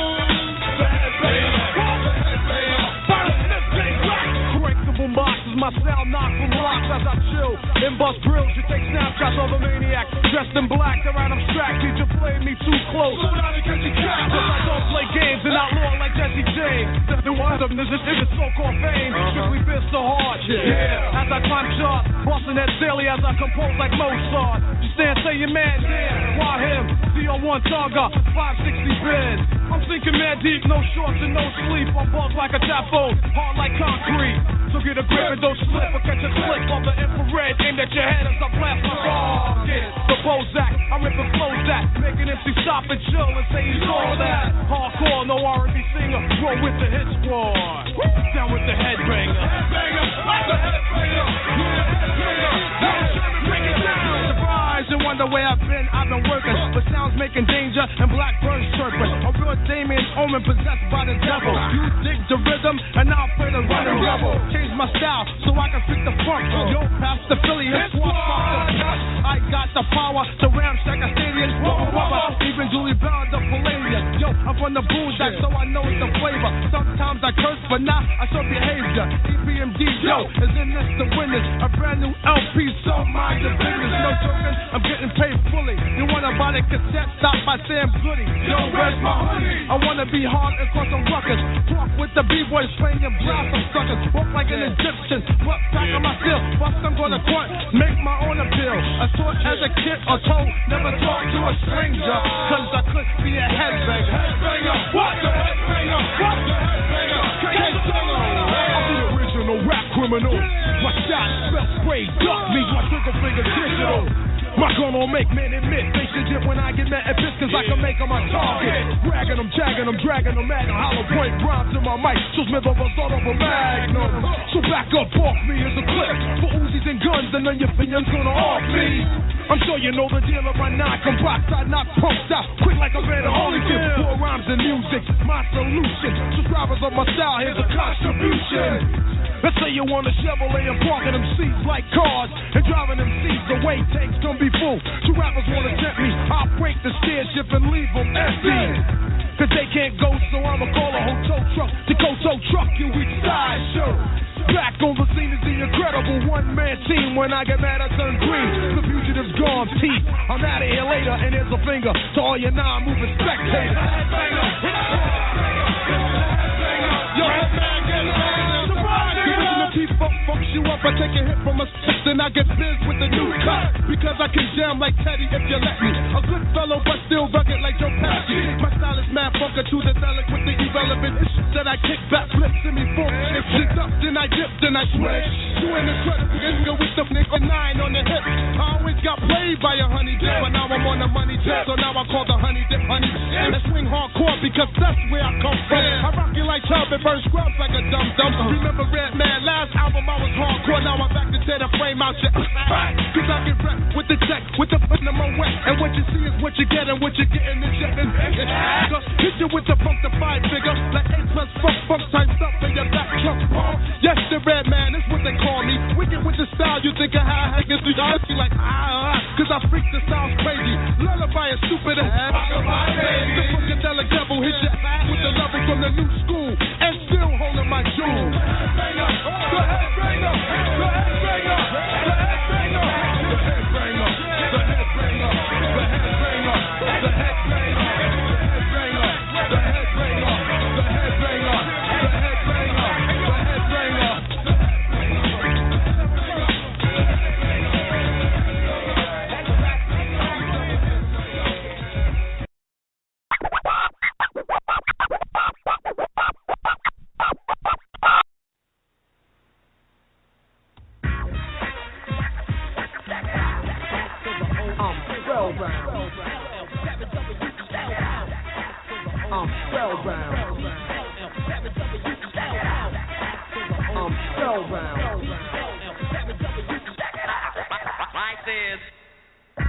Hey, what I'm about to say may hit a lot of people in a real strange way.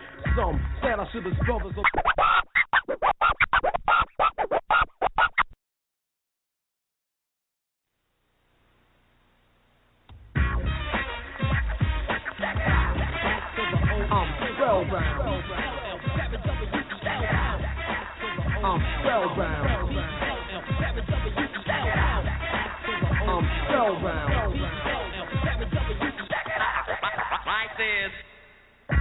Hey, what I'm about to say may hit a lot of people in a real strange way.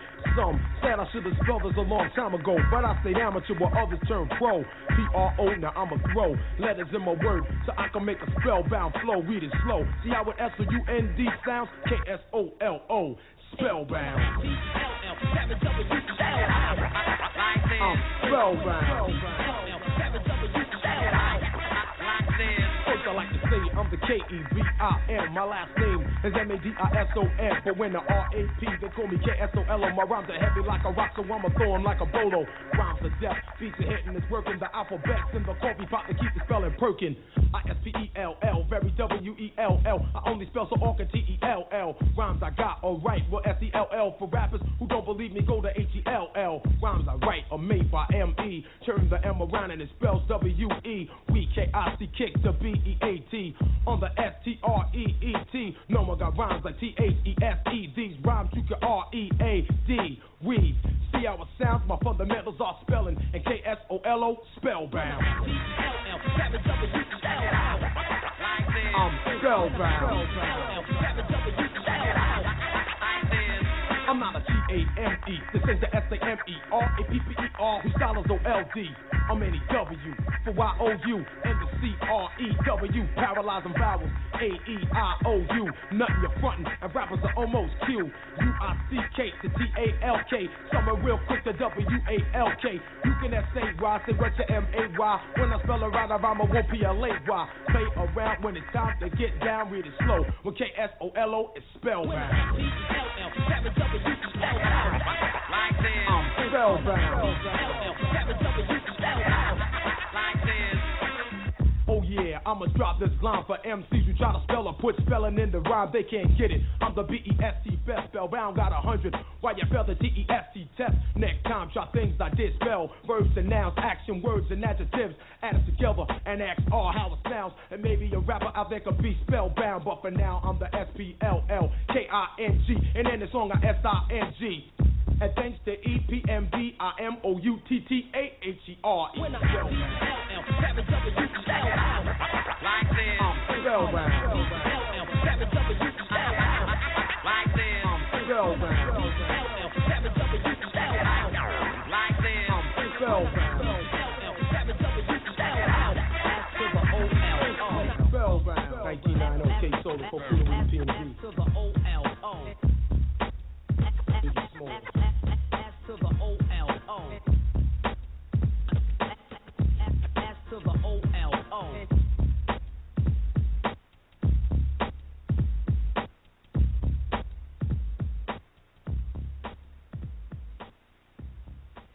Check. Hey, this is the Goriana. It's the big boss, Rick Ross. This is Big Sean. Yo, what up? What's poppin' this game, man? And you're checking out the Lodd Manafess Show. This is the Wu-Tang Clan. You're now tuned into the Lodd Manafess Show. Yeah. This has been very, very good. I mean, this is like one of the illest interviews. Definitely, you know, I'm sitting here, I got myself on pause, and I'm just listening to my brother K Solo, and you know he building, and Miss True Vision is talking with him. K Solo, what it do? Yo, you call my lady Coho bright eyes, right? It's pretty eyes. It's pretty eyes, girl. You said pretty eyes. Pretty eyes. Okay, that's what it is. You know me. I had a couple of drinks. Hey, Solo. If you want to call me Bright Eyes, it was all good. I didn't even miss a beat. My eyes are so big. You can call me Bright Eyes. I'll take that. He said pretty eyes. All right, pretty eyes. Don't worry, Bright Eyes, pretty eyes. You know how we do. So peep it. Now, my man, my co-host DJ, yo, Bobby Metro, man, I see you doing something at the boards, kid, with the scratch and all. Hey, yo, Bobby, you still there? Yeah, word up. Yo, I'm glad to be on the show. I like what you was doing.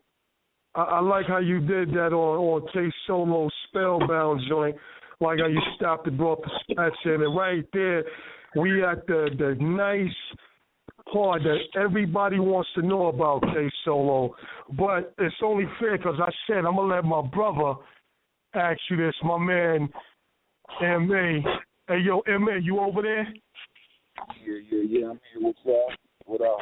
Now we just got through listening to Spellbound, and as you heard, what K Solo said in his rhyme, that no other MC can do it. They ain't getting it right with the spellbound, with the letters and everything that he doing. So it's only right, MA. Go ahead and build with K Solo. Hey, yo, Lex, I see you, man. Lex 646, Sierra 313. I still got y'all. Soon we gonna get the overtime, and we all gonna be back on here continuing to build with K Solo. MA, go ahead and talk to K about that joint Spellbound and all the rumors and all the whackness with the other artists. Go ahead, MA, take it away. Hey, well, first of all, I wanted to say happy Unleashed Day, Solo, for real. And I find it very ironic that you and Redman's birthday is on the exact same day. That's pretty crazy right there, man. You and Redman. I was trying so hard to get Redman on the show, but, you know what I mean, he doing his thing, you know what I'm saying? But, yeah, like Red I was saying, I know the originator of Spellbound, okay? I know the originator, man, you know what I'm saying? And it kind of, you know, I just be straight up about it, you know what I'm saying? DMX, I like DMX, you know what I'm saying? But, you know, the cats like that one dude biting your man, that K-Solo guy biting your man over there, you should not bury you or whatever, you know what I'm saying? That's the issue right there. But this should be going on since the days of UTFO with that song called Body, you know what I'm saying? But if you would, kind of, you know, explain that a little bit right there to other listeners as far as the originator, the true originator of Spellbound, because a lot of cats might not really know the science behind this. Well,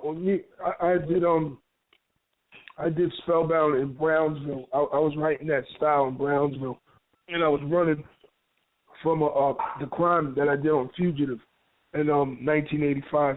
And when I got locked up, I ran into a singer by the name of Chris Addison. Right. Now, Chris Addison, I'm gonna try to, I should try to get him on the phone, because Chris Addison was one of the best singers I ever heard. He was the only guy that I did music with, right, that I could not overstep him, because he was a singer, and he was a great singer. Right. Usually I muscle him because my voice is deeper than everybody's, but Chris Addison had one of those voices, and he was real talented. And I was in jail with Chris in Yape, and I finished it off. Now, my first time in jail for this crime, I did in Yape Correctional Facility. And Chris Addison was president. In fact, I did 8 months there with him in that jail. And Chris Addison went upstate. When he went upstate, I went to Riverhead. So then I met DMX. Okay. So if Chris Addison picks up the phone and says, what happened, you get the true fact of what went down, because Chris Addison was actually there with me when I wrote it. Right. And then he auditioned for the Rough Riders because one of his friends, a guy by the name of Pearl, knew the Rough Riders and would bring Chris Addison up there. So DMX had access to the whole catalog through that relationship of what I was about with the dogs and everything, because DMX never had a dog on none of his projects until after he seen K Solo. Wow.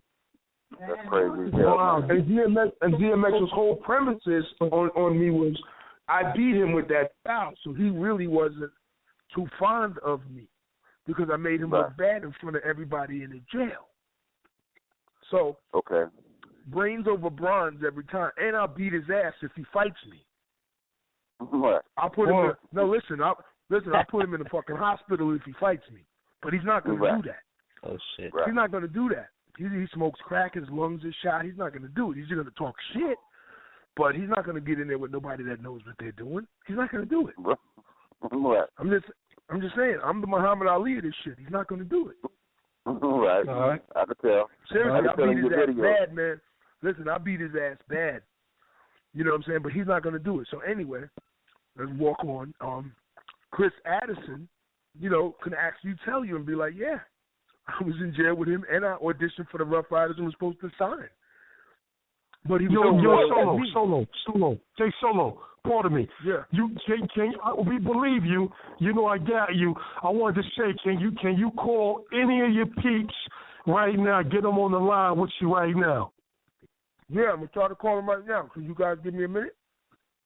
Don't hang up, K Solo, because if you hang up, the fucking show will, because the show ends at 9 o'clock. I don't want you to hang up. As a matter of fact, don't just stay where you are, because we could do part 2 of the K Solo show, the Lodd Manafess K Solo show.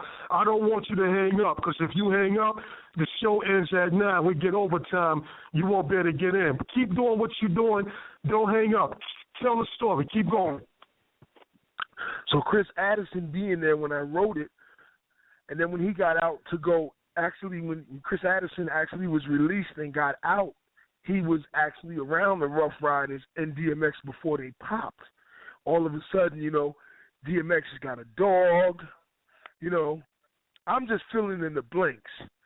I know that I did the bid with Chris Addison, and he was from Amityville, and I was from CI.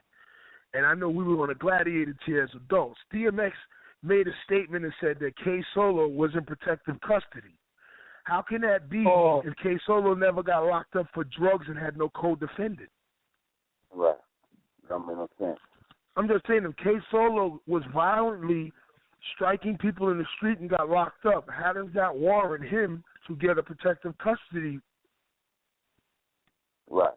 The charges don't. I'm just saying the charges don't make sense of what he's accusing K Solo of. Right. It don't make sense.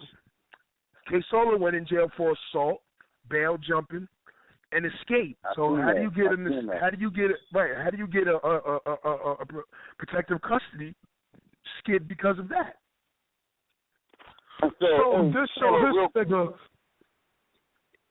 So Duke never saw you in life ever. This guy DMX never saw you. Yeah, he seen me in jail ever.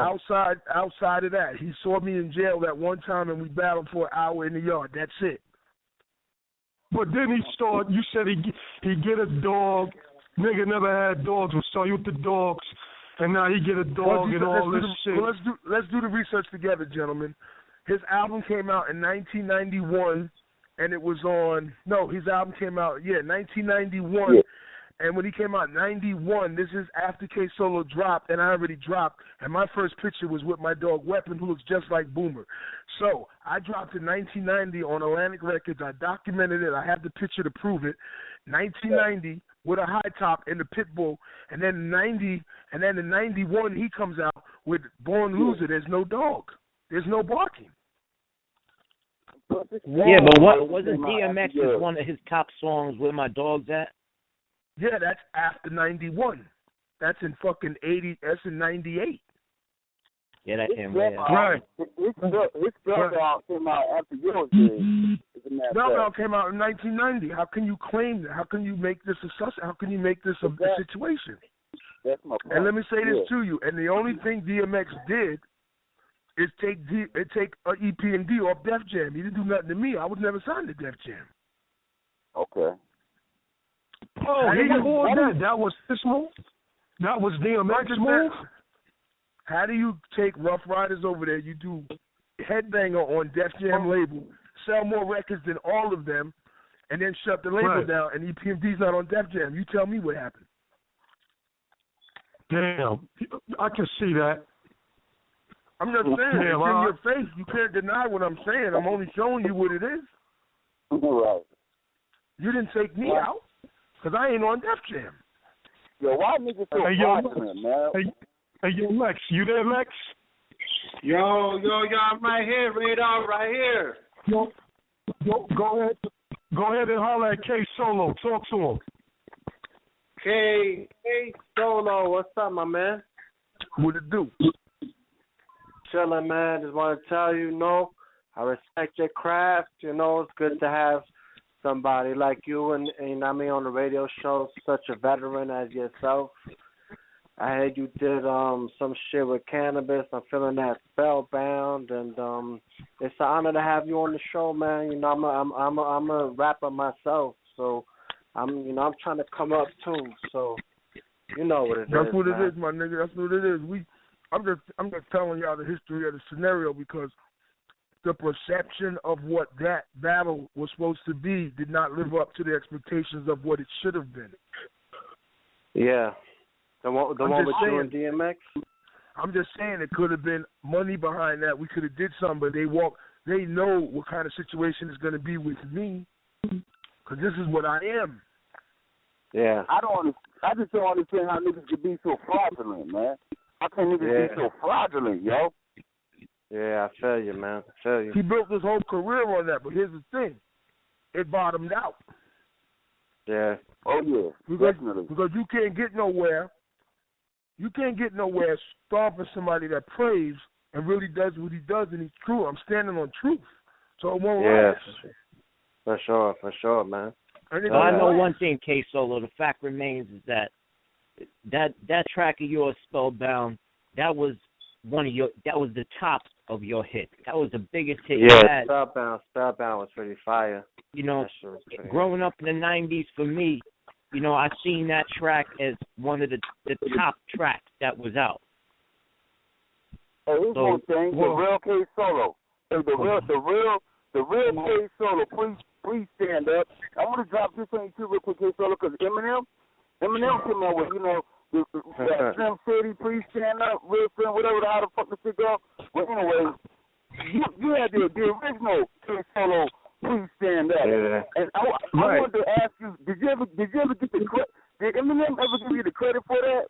Because that had to be where Eminem got his song from. Yeah, but let me tell you, yeah, he did. He always does. Marshall's a very, very respectable artist. But here's the thing. Marshall Mathers, Knick-Knack Paddywhack was a prop for me too because that's the song I came in with EPMD. That's California Love. Yeah. Okay. Right. So.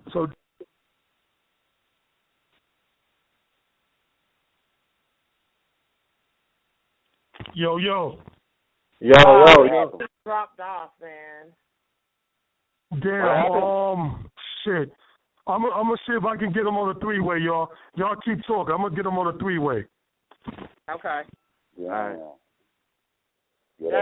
Matter of fact, everybody, to let you know, I gotta always let y'all know, we are recording 9 o'clock on the west. It is not 12 o'clock on the east.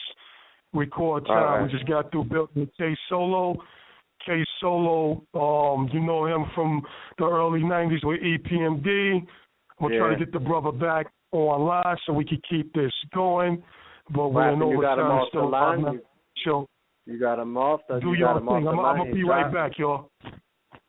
A lot of recording artists made it that way. You know, they remade songs. They rewrote it themselves, and then when they got some money, they hired some people to write songs for them. That's not a problem for me, as long as they give credit due where it's due. You know what I'm saying? So I'm gonna tell Jay-Z did that.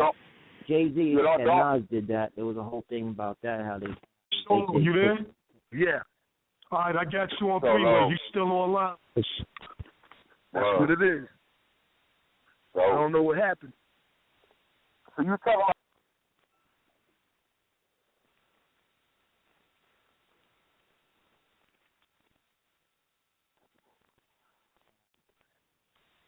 When you don't go to Geico.com, car insurance can seem intense. Like breakup R&B intense. I thought you said you loved the sweater that I got you. If you didn't, you could have told me. Geico makes it easy. Just go to Geico.com anytime to update or check your policy without all the extra drama. I even had a gift receipt. When you don't go to Geico.com, car insurance can be confusing. Like Swedish techno confusing. Bark, bark, meow, meow. Dance with me, purple cow. Bark, bark, meow, meow. Ooh, you lovely cow. Geico makes it easy. With 24/7 access, all you have to do is go to Geico.com and you could save money on car insurance. It just makes sense. Unlike you know. Dance with me, purple cow. I like your move.